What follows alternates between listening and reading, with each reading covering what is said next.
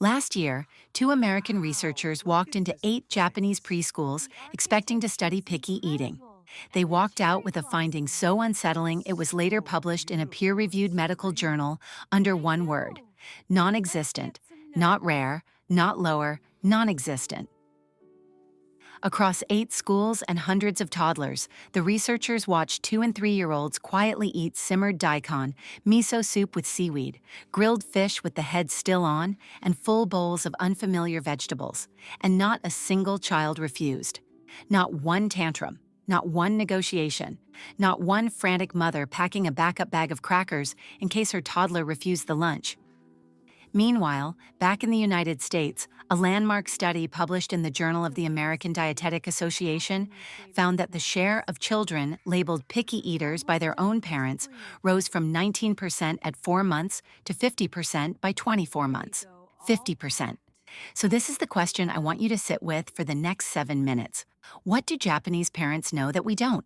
Because by the end of this video, I am going to share the one Japanese word, just one, that quietly rewires the way a child sees food for the rest of their life, and it has nothing to do with sushi. Now picture it with me. It is 12:30 in the afternoon, somewhere in Tokyo, a first-grade classroom. The bell rings, but the children don't run out to a cafeteria. They don't dig through lunchboxes their parents packed at 6 in the morning. There are no lunchboxes. Instead, 6 of them quietly put on white aprons, white caps, and little masks. They walk down the hallway, lift heavy stainless steel pots, and carry the day's lunch back to their own classroom. Today's menu, written by a licensed school nutritionist, might be grilled mackerel, steamed rice, miso soup, a small mountain of stewed seaweed, and a carton of milk. 600 to 700 calories, no frozen food, no processed nuggets, no options.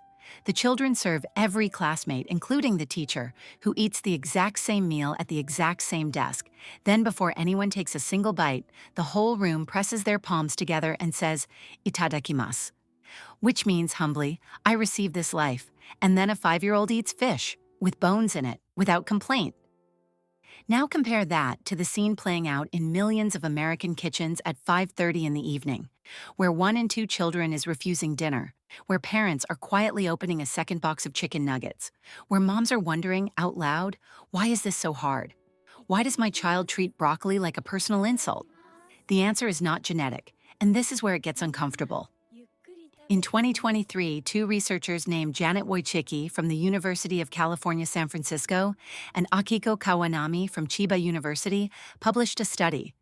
They visited 8 nursery schools in Tokyo and Chiba, expecting to find at least some Japanese picky eaters. They found none, and what they wrote in the conclusion shocked the parenting world.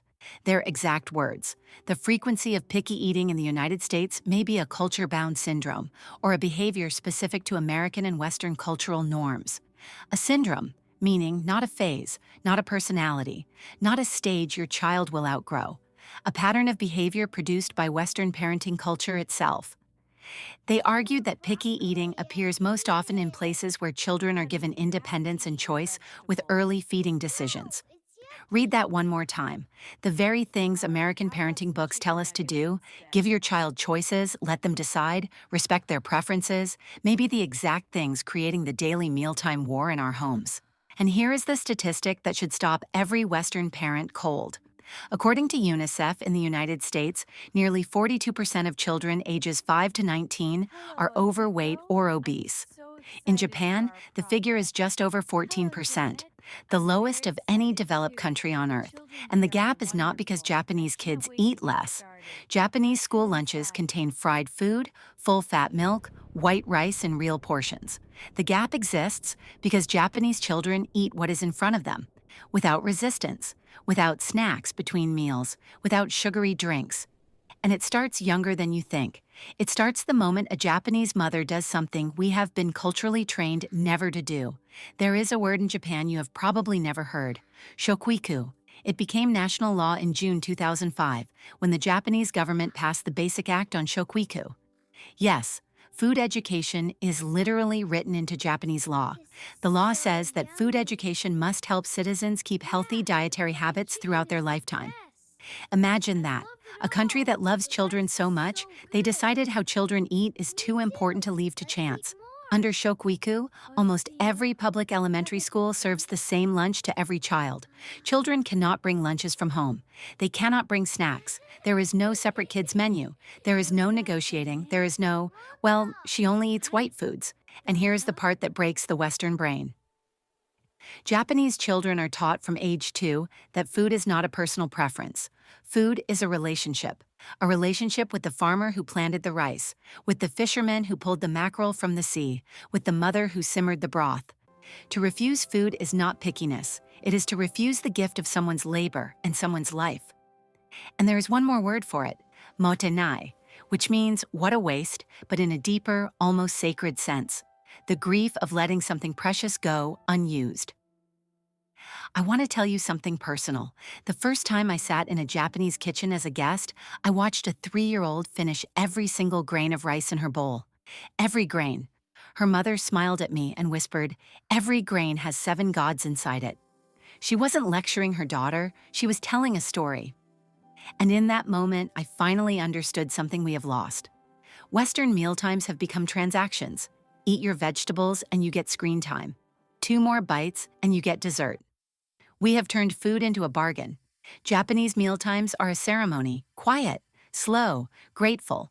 And children, even tiny ones, can feel the difference. They rise to meet it. So what can you actually do in your home tonight? 3 small things. First, stop offering alternatives. The Japanese rule is simple. This is the meal. No backup options. Picky eating thrives in a world of choice. Second, eat the exact same food as your child at the same table at the same time. Children do not learn from words. They learn from witnessing. Third, before the meal, pause. Say 1 sentence of gratitude out loud. Thank you to the farmer. Thank you to the person who cooked. You are not being religious. You are being human. You are teaching reverence. And the one word I promised at the beginning. It isn't shokuiku.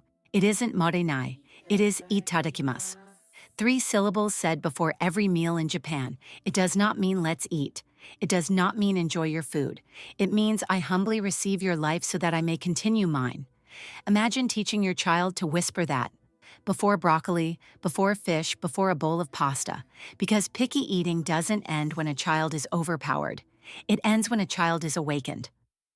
So here's my question for you, and I really want you to answer this in the comments below. What is the one food your child refuses to eat that secretly breaks your heart? Tell me. I read every single comment, and if this video moved you, if it gave you even one new way to look at your kitchen table tonight, please subscribe, because next time we are going to talk about why Japanese children apologize before their parents do.